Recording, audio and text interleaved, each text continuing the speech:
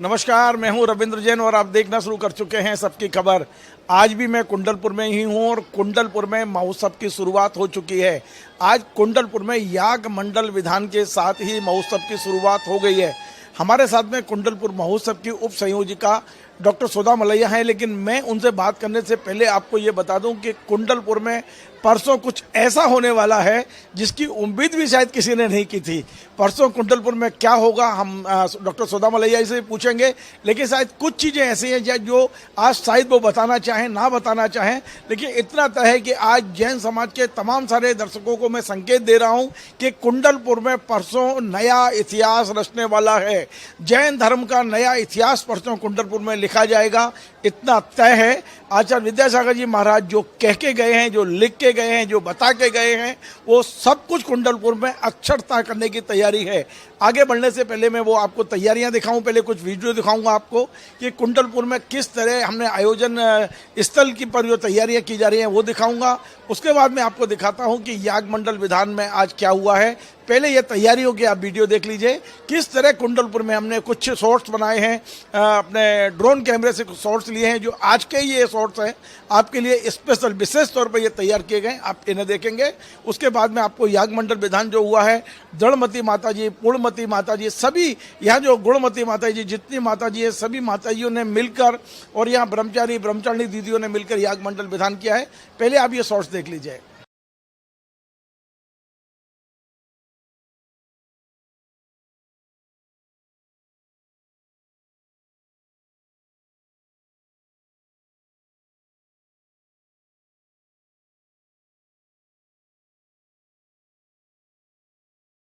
तो आपने देखे ये सारे ड्रोन के शॉट्स हैं जो आयोजन स्थल के हैं। अब मैं आपको दिखाता हूं कि आज याग मंडल विधान क्यों किया जाता है, ये सब हम डॉक्टर सुधा मलैया जी से पूछेंगे। लेकिन आपको मैं कुछ शॉट्स दिखाता हूं याग मंडल विधान के, क्योंकि एक बार याग मंडल विधान हो जाए इसका मतलब है कि हमने शुभ कार्य के प्रारंभ कर दिया है और जो शुभ कार्य होना है वो परसों होने वाला है। पहले आपको कुछ शॉट्स दिखाता हूँ।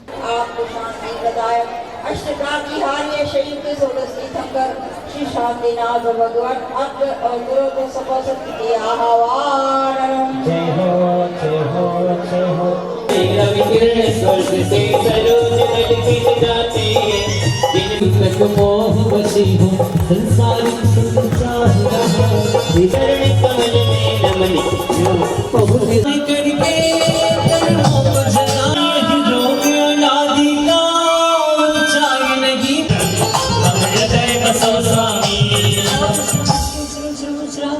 करके शांति प्रदाय श्री शांतिनाथाय नमः।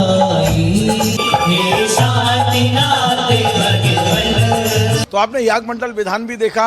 अब मैं डॉक्टर सुधा मलैया से सीधे आपको जोड़ता हूँ। सुधा जी, आपका बहुत बहुत स्वागत है। आप बहुत मेहनत कर रहे हैं, 1-1.5 महीने से लगातार आप इस आयोजन की तैयारियों में जुटी हुई हैं। अब लोग ये जानना चाहते हैं कि वास्तव में परसों होने वाला क्या है और याग मंडल विधान का महत्व क्या है।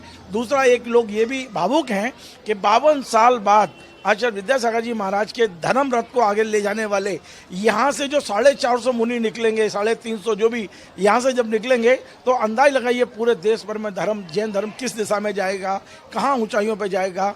भी यही समझने कि हमारे दर्शक ये जानना चाहते हैं कि ये सब के पहले आज याग मंडल विधान क्यों किया गया। याग मंडल विधान किसी भी शुभ कार्य को प्रारंभ करने के पहले किया जाता है और आसपास का जो वातावरण है, जो धरती है, धरती से इजाज़त मांगी जाती है। वहाँ की पशु पक्षियों से, पेड़ों से, वनस्पति से, सब उन लोगों से, सबसे प्रकृति से एक तरीके से अनुमति ली जाती है कि जैसे भूमि पूजन होता है तो भूमि से एक प्रकार से आज्ञा ली जाती है कि हम यहाँ कर सकते हैं। तो इसी प्रकार से याग मंडल विधान एक शुभ कार्य को प्रारंभ करने के लिए किया जाता है। राम जन्मभूमि मंदिर की प्राण प्रतिष्ठा के समारोह के पहले भी इसी प्रकार के विधान किए गए थे, तो इसी प्रकार के विधान अब किए जा रहे हैं। दूसरा ये कि ऐसा क्या होने वाला है जो देश भर की नज़रें इस पर है, और केवल जैन नहीं, हम ये देख रहे हैं नेताओं की नज़र यहाँ है, सामाजिक कार्यकर्ताओं की नज़र यहाँ है, यहाँ जो दूसरे धर्मों के धर्माचार्य हैं उनकी नज़र भी है। ऐसा कुंडलपुर में क्या होने वाला है, क्योंकि हमने पिछले 25-30 साल में देखे आचार्य कई बनते हैं, ये कोई नई बात नहीं है, लेकिन आचार्य विद्यासागर जी महाराज की परंपरा में नए आचार्य को लेकर इतनी उत्सुकता क्यों है? वो इसलिए है क्योंकि आचार्य श्री विद्यासागर महाराज का जो प्रभावना थी वो विश्व वंदनीय संत थे, सर्वाधिक मान्य और सर्वाधिक एक्सेप्टेड संत थे। और जिस प्रकार से उन्होंने अपनी प्रभावना की और जैन धर्म के रथ को आगे बढ़ाया है, उस प्रकार से और कोई नहीं कर सका है। और जैसी उनकी साधना थी, संयम था, उनकी चर्या थी, उन्होंने एक आदर्श उपस्थित किया। लोग कहते हैं कि कुंडलपुर को लोग जानने लगे हैं अब, यहाँ के बड़े बाबा बहुत प्रसिद्ध हैं, उसमें कोई शंका नहीं है।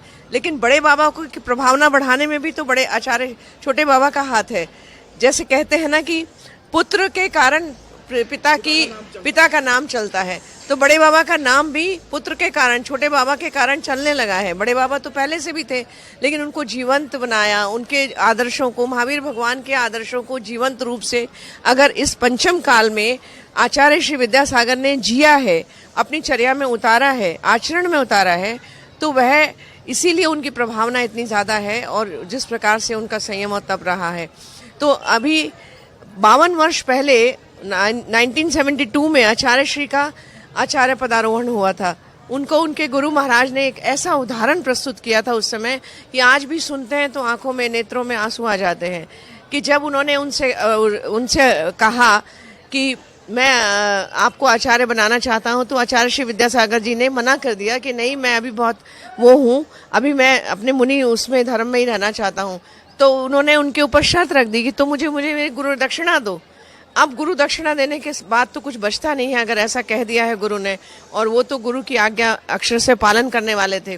तो उन्होंने स्वीकार किया और उनके गुरु इतने महान, गुरु नाम गुरु ज्ञान सागर महाराज जी इतने महान थे कि तुरंत आचार्य श्री के चरणों में स्वयं बैठ गए आचार्य पद सौंप कर, और उस समय उनसे बोले, हे आचार्य, मुझे सल्लेखना प्रदान कीजिए। इससे बड़ा उदाहरण विश्व में अभी नहीं मिलता है। इस प्रकार गुरु अपने शिष्य के सम्मुख बैठ जाए नत होकर। और इस अभी 52 वर्ष के बाद ये अवसर आया है कि हमें आचार्य पदारोहण, बहुत लोगों को ये पता होगा और बहुत लोगों को नहीं भी पता होगा कि जो आचार्य नवाचार्य बनने वाले हैं, जो आचार्य पद पर प्रतिष्ठित होने वाले हैं, वो आचार्य श्री विद्यासागर जी के प्रथम शिष्य हैं। और ये भी एक ही उदाहरण है विश्व में कि उस परिवार के सारे लोग, सारे सदस्य, माता पिता से लेकर भाइयों तक और भाइयों से लेकर बहनों तक, सारे सदस्य मोक्ष मार्ग पर चल पड़े हैं। उन्हीं में ये उनके गृहस्थ जीवन के छोटे भाई थे शांतिनाथ जी, और उनको उन्होंने प्रथम शिष्य बनाया। मतलब घर से ही मोक्ष मार्ग की शुरुआत की। यहाँ कोई ऐसा नहीं था कि कोई संपत्ति या जागीर सौंप रहे हो, यहाँ तो तप पर, संयम पर, साधना के कठिन मार्ग पर चलने की बात थी, जो कठिन होता है। और 19 वर्ष के ये आज जो मुनि श्री समय सागर जी कहलाते हैं, 19 वर्ष के थे और उन्होंने तुरंत अग्रज की बात मानी और तुरंत दीक्षा के लिए हामी भर दी। जी, लाखों करोड़ों दर्शक आपको देख रहे हैं और वो ये भी जानना चाहते हैं कि यहाँ यदि वो आते हैं तो ये आयोजन समितियों ने क्या सुविधाएं देगी, क्योंकि अब ये देख रहे हैं कि जो सुविधाएं रोज कम पड़ जाती हैं, रोज आप लोग व्यवस्थाएं नई करते हैं और अगले दिन पता चला कि ये भी कम पड़ गई। इतनी पब्लिक यहाँ आ रही है, अगले 2 दिन में क्या व्यवस्थाएं हैं, लोगों को कहाँ रोकना चाहिए, रास्ते में किस तरह से करना चाहिए, मार्ग कौन से लेना चाहिए, ये थोड़ा सा भी दर्शक जानना चाहते हैं। सुविधाओं की बात जहाँ पर है, रुकने की व्यवस्था इतने लाखों लोगों की तो नहीं हो सकती। दमोह में भी हमने व्यवस्थाएं की हैं कि लोग सुबह आए, वहाँ पर नहाना धोना करें और कुंडलपुर आ जाएं और कार्यक्रम देखकर चले जाएं। इस प्रकार की सुविधाएं की हैं और बहुत सारी टेंटेज व्यवस्था की है, अस्थायी निर्माण किए हैं, चौके बनाए हैं। तो पूरी कोशिश की है कि उनको पूरी की पूरी सुविधाएं दी जा सके और इस महोत्सव को बहुत सफल बनाया जा सके। मैं अपने दर्शकों को बताना चाहती हूँ कि उस कार्यक्रम के लिए विशेष रूप से राष्ट्रीय स्वयंसेवक संघ के सरसंघ चालक माननीय मोहन भागवत जी भी पधार रहे हैं, क्योंकि वो जानते हैं कि इस महोत्सव का क्या महत्व है और आचार्य पदारोहण का क्या महत्व है, और जैन समाज में ही नहीं, पूरे भारतवर्ष की संस्कृति का एक तरीके से धर्म ध्वज फैलाने में, भारतीय संस्कृति को की प्रभावना पूरे विश्व में करने के लिए ये बहुत बड़ा अवसर है। ये केवल जैन धर्म की बात नहीं है और इस दृष्टि से ये बहुत महत्वपूर्ण है, केवल जैन समाज के लिए नहीं, संपूर्ण मध्य प्रदेश के मुख्यमंत्री जी को भी आमंत्रित किया है। मुख्यमंत्री जी आ रहे हैं, मोहन यादव जी भी उस दिन पधार रहे हैं। हमने प्रधानमंत्री जी से भी आग्रह किया था, लेकिन चुनावी व्यस्तता को देखते हुए अभी तक पता नहीं है कि वो आ रहे हैं या नहीं आ रहे, लेकिन हमने रिक्वेस्ट किया था उनसे भी। और अभी भी बहुत सारे मंत्री मंडल के सदस्य मध्य प्रदेश के और भी लोग आ रहे हैं, बहुत सारे विधायक, मंत्री, सब यहाँ के। उन आखिरी सवाल, क्या वास्तव में ये जो चर्चा है कि यहाँ से जब संत निकलेंगे अपने नए आचार्य के साथ उनके आज्ञा में, तो पूरे देश का माहौल बदलने वाला है, खासकर जैन समाज में। क्योंकि ये जो संत निकलने वाले हैं ऊर्जा से भरपूर होंगे। इन्होंने अपने पुराने आचार्य जिन्होंने इससे दीक्षित हुए हैं उनको खोया है, लेकिन नए आचार्य को पदवी पे बिठा के और नए जोश के साथ, नई ऊर्जा के साथ ये धर्म ध्वजा को लेकर यहाँ से निकलने वाले हैं। क्या मैसेज होगा? रविंद्र भाई, आप बिल्कुल सही कह रहे हैं।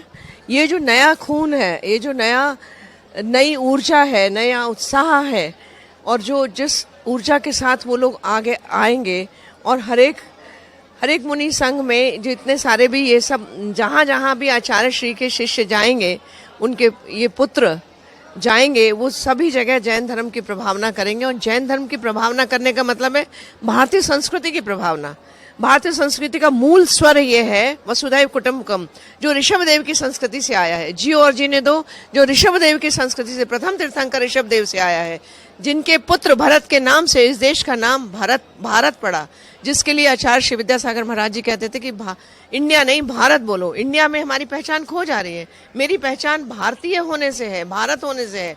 हम सबको ये बात ध्यान में रखनी चाहिए। अपनी बातचीत में भी अब इंडिया नहीं कह के हमें भारत कहना चाहिए और भारतीय कहा जाना चाहिए। इसी प्रकार से आचार्य श्री ने देश हित में बहुत सारे जो काम किए हैं, उन सब कामों को, उन सब प्रकल्पों को उनके ये नए शिष्य सब पूरे देश भर में ले जाएंगे। देश भर में जहाँ जहाँ हर राज्य में जा जाकर ये जब जैन धर्म की प्रभावना करेंगे तो भारतीय संस्कृति की प्रभावना होगी, भारतीय राष्ट्र की प्रभावना होगी, और एक बहुत अच्छा समाचार, बहुत अच्छा संदेश अपन कह सकते हैं कि अगले 48 घंटे में जैन समाज को और इस देश को नए विद्यासागर मिलने वाले हैं। हाँ, बिल्कुल बिल्कुल रविंद्र भाई, आपने बिल्कुल सही बात बोली। इसलिए भी क्योंकि एक तो वो स्वरूप में, छवि में, चर्या में, तप में, संयम में आचार्य श्री विद्यासागर महाराज जी से अब मैं तुलना करूं, ये मेरा तो वो नहीं है कि मेरी इतनी शक्ति नहीं है कि मैं तुलना करूं, लेकिन वो कम नहीं है और उन्होंने अपने आप को सिद्ध किया है। इसीलिए उनको इस आचार्य पद पर प्रतिष्ठित किया जा रहा है। समस्त मुनि संघ ने आचार्य श्री के जो अंतिम इच्छा थी, जो उन्होंने निर्देश दिए हैं, उन निर्देशों का अक्षरशः पालन कर रहे हैं, और उसी का पालन करते हुए परसों पदारोहण की ये प्रक्रिया होगी और ये समारोह बहुत ही सफलतापूर्वक संपन्न होगा। बहुत बहुत धन्यवाद। तो आप थे डॉक्टर सुधा मलैया जी, जिन्होंने बहुत विस्तार से इस आयोजन के बारे में बताया। लेकिन मैं आपको फिर बता दूं कि कुछ चीज़ें ऐसी हैं जो डॉक्टर सुधा मलैया ने भी प्रकट नहीं की हैं, जो यहाँ होने वाला है। निश्चित तौर पे कुछ ऐसा होने वाला है जो आप यहाँ आने के बाद ही देख पाएंगे। जो लोग टीवी पे देखने की कोशिश कर रहे हैं, बेशक वो टीवी पर देखें, उनकी अपनी मजबूरी है, लेकिन इतना तय कि जो यहाँ आएगा वो कुछ नया देख के जाएगा, नया लेके जाएगा। और ये जो घटना हो रही है 52 साल बाद, ये मान के चलिए केवल जैन समाज के लिए भारतीय संस्कृति, भारतीय सनातन संस्कृति, जैन संस्कृति, समण संस्कृति का एक अलग ही उदाहरण यहाँ मिलने वाला है। और एक बहुत बड़ा आयोजन यहाँ होने जा रहा है, जो एक बड़ा संदेश, मतलब जैसा मैंने बताया कि यहाँ जो 250-300 से ज़्यादा पीछी हैं, यानी कि मुनि, आर्यिका और वो जो आचार्य विद्यासागर जी महाराज के शिष्य हैं, नई ऊर्जा के साथ यहाँ से निकलेंगे और आचार्य श्री की धर्म ध्वजा को पूरे दुनिया में फहराएंगे। आपको हमारा ये कार्यक्रम पसंद आया, आप इसे शेयर करें, लाइक करें, कमेंट करें, और आपसे बार बार निवेदन है हमारे इस चैनल को सब्सक्राइब अवश्य करें। धन्यवाद।